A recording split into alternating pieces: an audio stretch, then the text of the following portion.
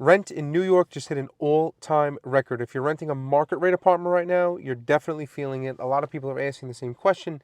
How is this still getting worse? Let me break down what's actually driving it, because there is a real fight over the answer, of course, right? So this one is according to Bloomberg and the City Reporter, using data from appraiser Jonathan Miller and The Real Deal. The median rent on new leases in Manhattan just hit $5,000 for the first time ever. It's up 6.5% from a year ago. And it's not just in Manhattan, right? Here in Brooklyn, rents also hit a record with the median now at $4,500. That's up a staggering 17% in a single year. Nationally, rents rose about 3.2%, so New York is climbing at more than double the national pace. So why is New York so much worse? It comes down to one thing. There's almost no apartments available. Supply and demand, right? Economics 101. Listings have collapsed. The vacancy rate is near historic lows from the 60s. And when there's that little to rent and everyone's fighting over it, prices explode. Now, the real fight is over why. A lot of people argue that the city's own housing policies are making the supply crunch worse, not better. So think about the chain, right? The broker fee law we talked about just yesterday, that pushed a bunch of landlords to pull apartments off the public market entirely. Fewer listings. The rent freeze, the 2019 rent laws left tens of thousands of rent stabilized units sitting empty because owners say they can't afford to fix them up and rent them out at a loss.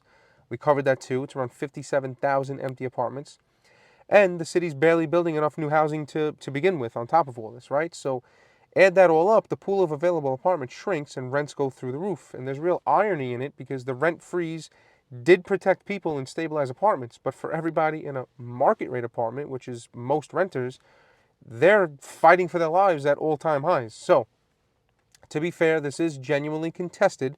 The experts behind these exact numbers caution that pinning it on any one law like the Broker Fee Act is hotly debated.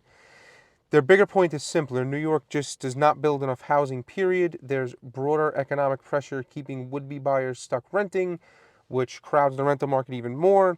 Housing advocates also argue these tenant protections shield millions of New Yorkers from getting pushed out of their homes, and that without them, things would be a lot worse for a lot of families. So who is right, who's correct? Honestly, it's probably a mixture of all of it, I guess. But the one thing that almost everyone is agreeing on is that there's not enough housing in New York, right? And until more of it gets built, this pressure is not going away. So if you're renewing a lease or hunting for a place, brace yourself, lock in what you can. You know, if you weren't lucky enough to be covered by all these things that are going on, and you're out there fighting for your life, good luck.